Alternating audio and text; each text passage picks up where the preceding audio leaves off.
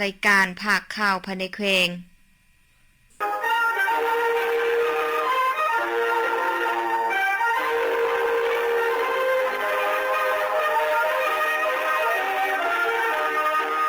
ที่นี้สถานีวิทยุกระจายเสียงแขวงพงสาลีกระจายเสียงจากเทศบาลแขวงท่านผู้ฟังที่เคารพต่อไปเส้นทางฟังข่าวภายในแขวงซึ่งมีหัวข้อข่าวพร้อมกับในดังต่อไปนี้แขวงพงสาลีเปิดกองประชุมถอดถอนบทเรียนผลของการกะเกี่ยมและดำเนินการเลือกตั้งสมาชิกสภาแห่งชาติสุดที่10และสภาประชาชนแขวงสุดที่5กองประชุมได้จัดขึ้นในตอนเช้าของวันที่10มีนาคม2026นี้ที่ห้องประชุมชั้น5ของสำนักงานองค์การปกครองแขวงโดยภายใต้การเป็นประธานของท่านพลตรีสมพรมิตรพรกรรมการศูนย์กลางภาคเลขาคณะบริหารงานภาคแขวงพงสาลีประธานคณะกรรมการเลือกตั้งขันแขวงมีท่านท้องศรีเสาสุริพรมประธานสภาประชาชนแขวงพงสาลีห้องประธานคณะกรรมการเลือกตั้งขันแขวงมีประธานเลขาคณะบริหารงานภาคเมือง7เมืองตลอดฮอดอนุกรรมการเลือกตั้งขันแขวงและขันเมืองและภาคส่วนเกี่ยวข้องเข้าร่วมในกองประชุมฐานพลตรีสมพรมิตรพรกรรมการศูนย์กลางภาคเลขาคณะบริหารงานภาคแขวงพงสาลีประธานคณะกรรมการเลือกตั้งขันแขวงได้มีคำเห็นพร้อมทางเสนอจุดประสงค์และกล่าวเปิดกองประชุมอย่างเป็นทางการที่ประชุมได้รับฟังการผ่านทางบทสรุปตีราคาการกะเกี่ยมและดำเนินการเลือกตั้งสมาชิกสภาแห่งชาติสุดที่10และสภาประชาชนแขวงสุดที่5จากฐานท้องศรีเสาสุริพรมประธานสภาประชาชนแขวงพงสาลีห้องประธานคณะกรรมการเลือกตั้งขันแขวงซึ่งท่านได้ยกให้เห็นบรรดาผลงานผลสำเร็จในการเลือกตั้งสมาชิกสภาแห่งชาติสุดที่10และสภาประชาชนแขวงสุดที่5เป็นต้นแม่นเวียกงานของแต่ละอนุกรรมการกรรมการเซ็นเวียกงานเลขานุการเวียกงานโครงประกอบและบุคลากรเวียกงานโฆษณาและปลุกระดมกระบวนการเวียกงานป้องกันศาสตร์ป้องกันความสงบเวียกงานบริหารพิธีการและงบประมาณด้านดีด้านอ่อนบทเรียนที่ถอดถอนได้และเบียกสืบต่อจัดตั้งปฏิบัติในต่อหน้าซึ่งบางตอนทานได้กล่าวว่าสภาพโดยรวมบรรยากาศในการปฏิบัติเลือกตั้งครั้งนี้เห็นบ่าประชาชนบรรดาเผ่ามีความกระตือรือร้นพร้อมเพียงเหียงหน้ากันไปใช้สิทธิ์ของตนโดยความสมัครใจเบิกบานมวลซืนและเป็นขบวนการผดพื้นเฮ็ดให้การปฏิบัติสำเร็จทางรับประการได้4ส่วนห้อยสร้างรวมแล้วการปฏิบัติเลือกตั้งครั้งนี้มีผู้ไปใช้สิทธิ์เลือกตั้งทั้งหมด 1,9,352 คนหญิง 51,797 คนเท่ากับ89ส่วนห้อยของผู้มีสิทธิ์เลือกตั้งทั้งหมด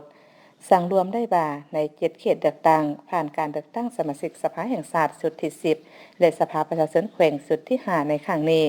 สามารถบรรลุตามจุดประสงค์ที่บางใบ400ส่วนห้อยมีผู้ไปใช้สิทธิ์เลือกตั้ง100ส่วนห้อยบ่มีบัตรตาย100ส่วนห้อยและรับประกันความสงบปลอดภัย100ส่วนห้อย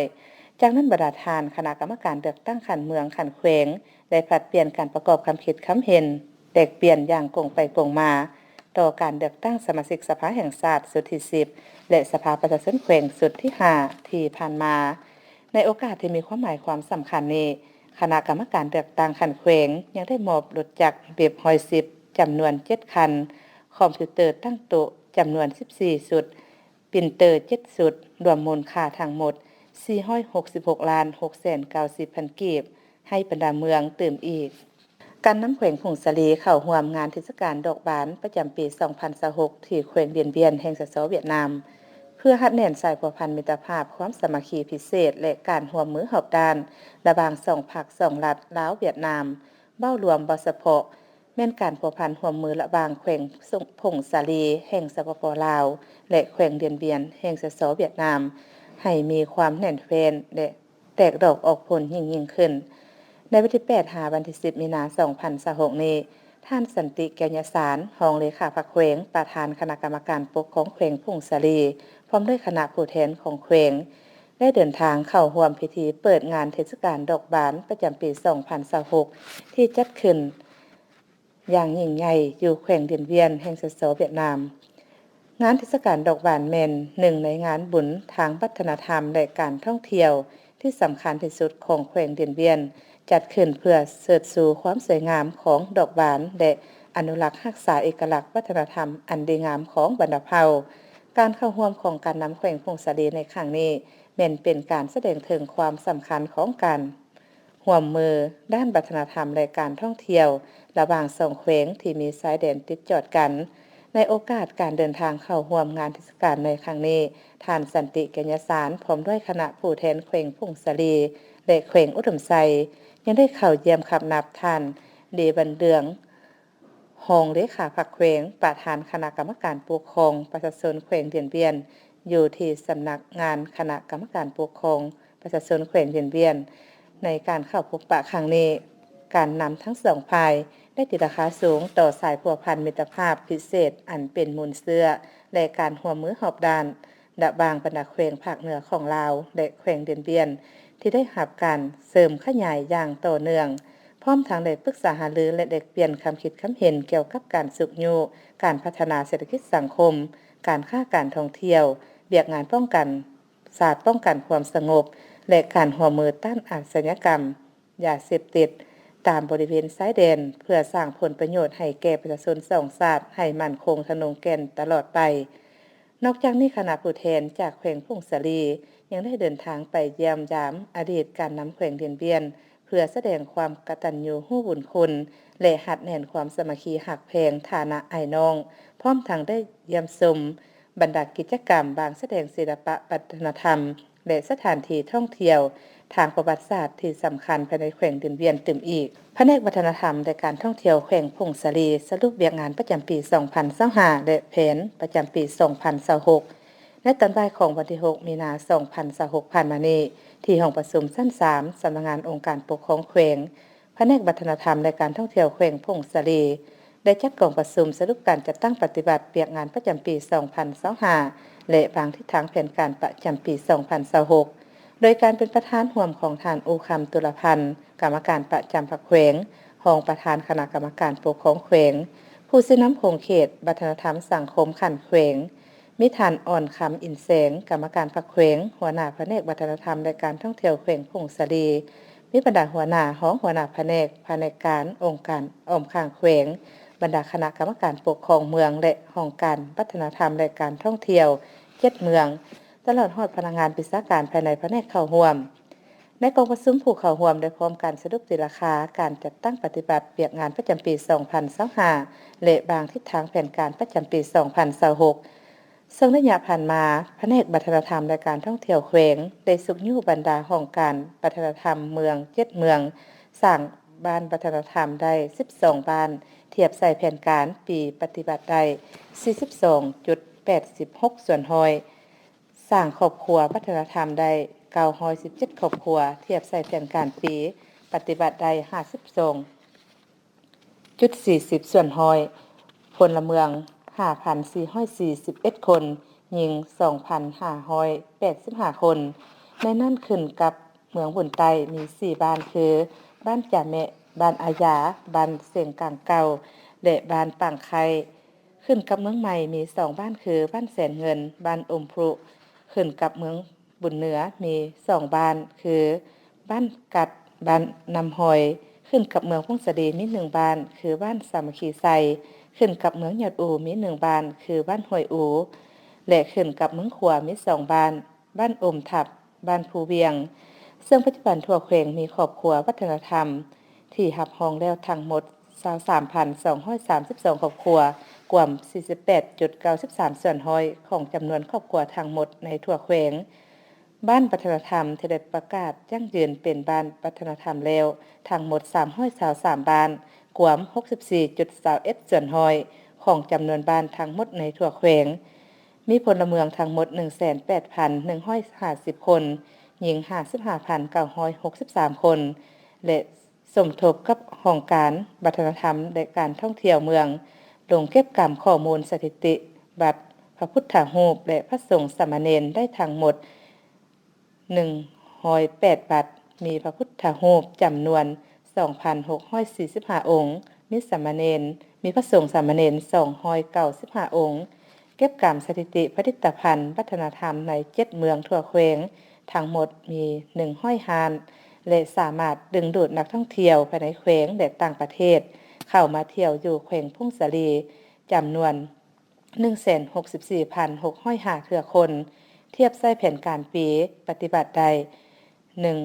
111.55 ส่วนร้อยสามารถสร้างรายรับทางกงทางอ้อมจากนักท่องเที่ยวเฉลี่ย 18,969,230 ดอลลาร์สหรัฐการขยายผู้ประกอบการโรงแรมเพิ่มขึ้น 4 แห่งเรือนพักเพิ่มขึ้น 10 แห่งร้านอาหารเพิ่มขึ้น 23 ร้านการจัดตั้งปฏิบัติขาดหมาย 4 ตัว4บัตร SDG ของเวียกงานวัฒนธรรมและการท่องเที่ยวแม้ได้สวมใส่จัดตั้งปฏิบัติในการประกอบส่วนการพัฒนาเศรษฐกิจสังคมของแขวงอย่างต่อเนื่องบรรดาคาดหมายบรรดุ1คาดหมายและโปรบรรดุ3คาดหมายคือการสร้างครอบครัววัฒนธรรมสร้างครอบครัววัฒนธรรมใหม่ปฏิบัติได้917ครอบครัวเทียบใส่แผนการปฏิบัติได้ 52.40 ส่วนร้อยบ่บรรดุแผนการปี 2025ที่บางไว้แม่น 1,750 ครอบครัวคาดหมายก่อสร้างบ้านวัฒนธรรมสร้างบ้านวัฒนธรรมใหม่ได้12บ้านเทียบใส่แผนการปีปฏิบัติได้ 42.86 ส่วนร้อยบ่บรรดุแผนการปี 2025ที่บางไว้แม่น28บ้านคาดหมายปรับปรุงและขยายแหล่งท่องเที่ยวปฏิบัติได้1แห่ง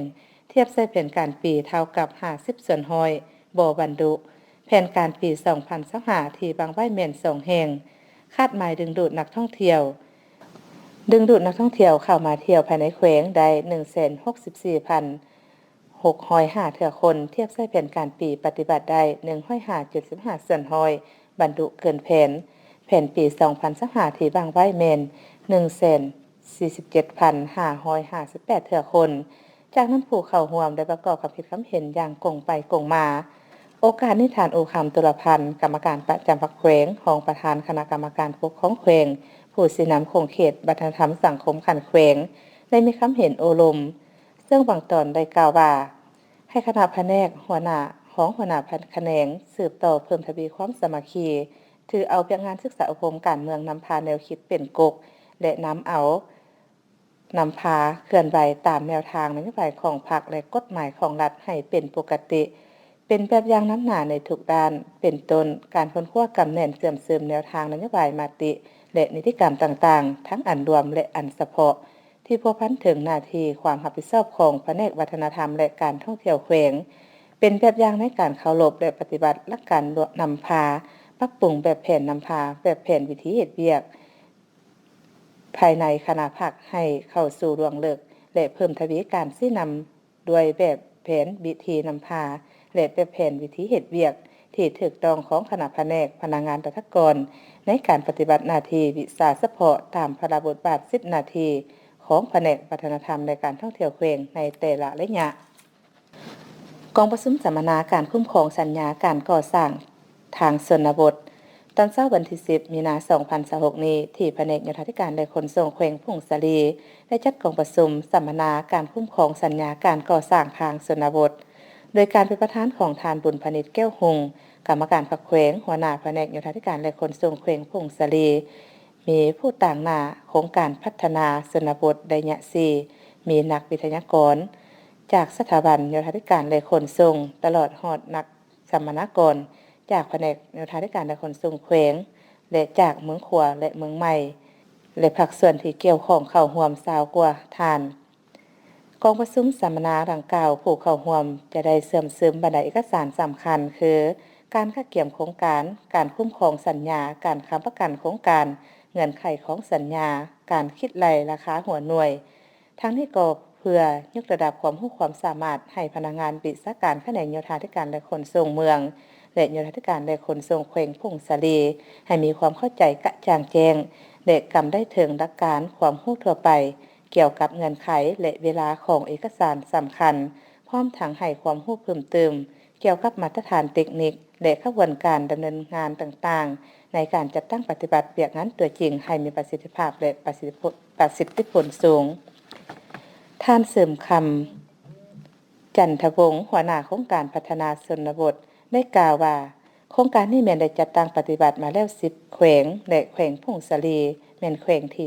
11 การก่อสร้างทางชนบทแม่นได้จัดตั้งปฏิบัติอยู่2เมืองคือเมืองขวาและเมืองใหม่รวมทั้งเวียกงานพื้นฐานโครงล่างขนาดน้อยจำนวนหนึ่งที่ติดพันกับการฟื้นฟูและก่อสร้างทางชนบทกองประชุมสัมมนาครั้งนี้แม้นจะได้ดำเนินไปเป็นเวลา4วันเต็มเริ่มแต่วันที่10มีนาหาวันที่13มีนา2026จึงสำเร็จลงสถาบันการเมืองและการปกครองแห่งชาติเคลื่อนไหวเฮ็ดเวียกอยู่โรงเรียนการเมืองและการปกครองแขวงพงศาลีในตอนเช้าของวันที่10มีนา2026นี้ที่ห้องประชุมโรงเรียนการเมืองและการปกครองแขวงพงศาลีท่านปริญญาเอกใส่คำมูลมณีวงศ์คณะบริหารงานพรรคหัวหน้าคณะปรัชญาสถาบันการเมืองและการปกครองพร้อมคณะได้เคลื่อนไหวเฮ็ดเวียกพบปะกับคณะนำและอาจารย์ของโรงเรียนการเมืองและการปกครองแขวงพงศาลีโดยการต้อนรับของท่านปริญญาโทสมจินต์ไสยจิตห้องหัวหน้าโรงเรียนการเมืองและการปกครองแขวงพงศาลีพร้อมคณะในพิธีท่านปริญญาโทสมจินต์ไสยจิตห้องหัวหน้าโรงเรียนการเมืองและการปกครองแขวงได้กล่าวต้อนรับคณะทีมงานพร้อมนั้นได้รายงานสภาพการจัดตั้งปฏิบัติการเรียนการสอนของโรงเรียนการเมืองและการปกครองแขวงพงศาลีซึ่งปัจจุบันมี4แขนงคือแขนงบริหารจัดตั้งและกวดกาแขนงคุ้มครองการเรียนการสอนแขนงวิชาการและแขนงข้อมูลข่าวสารมีพนักงานทั้งหมด26ท่านหญิง13ท่านปริญญาโท7ท่านปริญญาตรี15ท่านชั้นสูง4ท่านครูอาจารย์สอนภายใน2ท่านอาจารย์หับเสริญ3ท่านโอกาสนี้ท่านปริญญาเอกสายคำมูลมณีวงศ์คณะบริหารงานพรรคหัวหน้าคณะปรัชญาสถาบันการเมืองและการปกครองได้กล่าวแลกเปลี่ยนบทเรียนกับคณะหัวหน้าและอาจารย์สอนของโรงเรียนการเมืองและการปกครองแขวงเป็นต้นแบบการจัดตั้งปฏิบัติการเรียนการสอนข้อสะดวกข้อยุ่งยากด้านงบประมาณหลักสูตรการศึกษาตำราเรียนคุณภาพการเรียนการสอนการให้คะแนนการเขียนบทป้องกันบทการประเมินผลติดตามกวดการนักศึกษาที่เรียนจบไปประจำการปฏิบัติหน้าที่การเมืองอยู่ตามองค์การจัดตั้งแต่ละขั้นบุญเนือปฐกถามนต์เสื้อบันแม่หญิงสากลครบรอบ116ปีในวันที่6มีนา2026ผ่านมานี้อยู่เมืองบุญเนือแขวงพงศาลีได้จัดพิธีปาฐกถาลาวมนต์เสื้อบันแม่หญิงสากลครบรอบ116ปีวันที่8มีนา1910 8มีนา2026ขึ้นที่สโมสรของเมืองให้เกียรติเป็นประธานของทานบุญดำธรรมใจคณะประจำภาคเมืองประธานในรัฐสร้างศาสตร์เมือง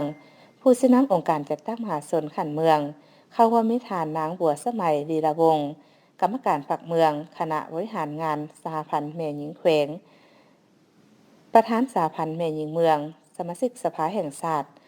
แขวงประจำเมืองบุญเหนือมีบรรดาทานคณะนำของเมืองพนักงานรัฐกรตลอดฮอดสมาชิกสหพันธ์แม่หญิงอ้อมข้างเมืองเข้าร่วมในพิธีทานนางอ่อนแสงคำบงษารองประธานสหพันธ์แม่หญิงเมืองได้กล่าวจุดประสงค์จากนั้นท่านบุญดำธรรมใจลากรรมการประจำภาคเมืองประธานในรัฐสร้างศาสตร์เมืองผู้สนับองค์การจัดตั้งมหาชนขันเมืองได้เล่าคืน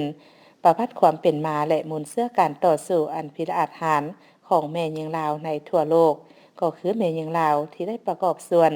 เข้าในภารกิจปกปักรักษาและสร้างสรรค์พัฒนาประเทศชาติตลอดระยะ116ปี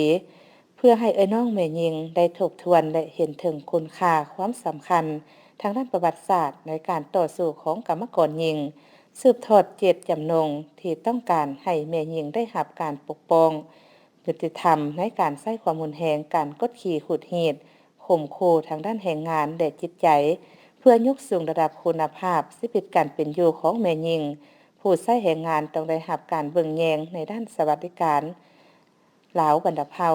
การช่วยเหลือสุขภาพมีความปลอดภัยในการเฮ็ดเวียกรวมทั้งรับประกันการปฏิบัตินโยบายอย่างสมเกียรติในสังคม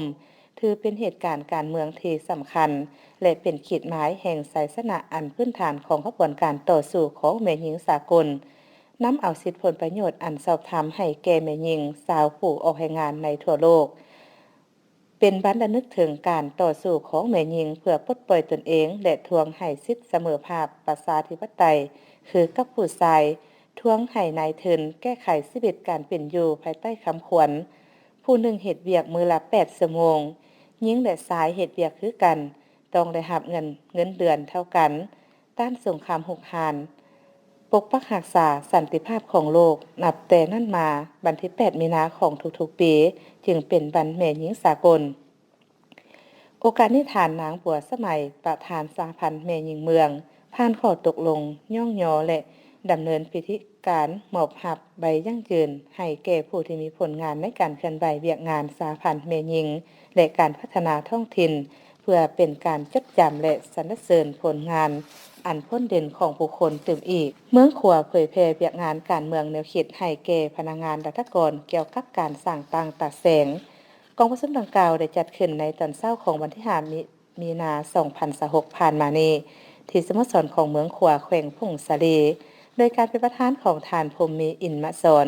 ของเลขาพรรคเมืองประธานกวดกาภาครัฐเข้าร่วมมีบรรดาท่านกรรมการประจำพรรคเมืองกรรมการพรรคเมืองหัวหน้าห้องการคณะเลขาพรรคหักฐานกลุ่มบ้าน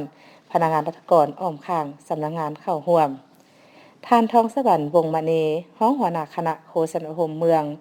ได้ขึ้นผ่านมติแต่งตั้งคณะรับผิดชอบและอนุกรรมการกะเกี่ยมประกาศสั่งตั้งตัดแสงจากนั้นท่าน4,000พรหมณีกรรมการพรรคเมืองหัวหน้าคณะโฆษณาคมเมืองได้เผยแพร่คำแนะนำเลขที่431ขจสพ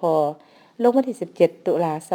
2025เกี่ยวกับการสั่งตั้งตัดแสงได้รับฟังการเผยแพร่คำแนะนำเลขที่13ขจสพลงวันที่11มกราคม2024เกี่ยวกับการปฏิบัติมติกรมการเมืองส่วนกลางพรรคด้วยการเลือกเฟ้นแต่งตั้งสับเปลี่ยนหน้าที่ของพนักงานนำพาคุ้มครองกองประชุมดังกล่าวเพื่อพันขยายเนื้อในของกฎหมายว่าด้วยการปกครองท้องถิ่นฉบับเด็กทีปี2025เกี่ยวกับตาแสงและคณะกรรมการปกครองตาแสงให้ละเอียดจะแจ้งในสาเหตุให้มีความเข้าใจเป็นเอกภาพในการจัดตั้งปฏิบัติในขอบเขตทั่วประเทศเพื่อเป็นบ่อนอิงให้แก่กระทรวงองค์การขันส่วนกลางที่เกี่ยวข้องคนควรออกนิติกรรมเกี่ยวกับการแบ่งขันคุ้มครองของคะแนนการตนอยู่ตาแสงเพื่อเป็นบ่อนอิงให้องค์การปกครองท้องถิ่นดำเนินการคนคั่วกะเกี่ยมสร้างตั้งตาแสงตามที่ได้กำหนดไว้ในกฎหมายว่าด้วยการปกครองท้องถิ่นฉบับปรับปรุงปี2025และ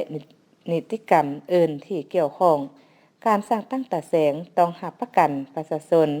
ได้เข้าถึงการบริการของรัฐอย่างทั่วถึงสะดวกว่องไวโปร่งใสและยุติธรรมเพื่อให้มติของกรมการเมืองส่วนกลางพรรคว่าด้วยการเลือกเฟ้นแต่งตั้งสับเปลี่ยนเป็นเอกภาพในขอบเขตหน้าที่ของพนักงานนำพาคุ้มครองได้รับการจัดตั้งปฏิบัติอย่างถูกต้องในทั่วประเทศสุดท้ายใจทานมหาพังพยากรณ์อากาศประจำวันที่10มีนาคม2026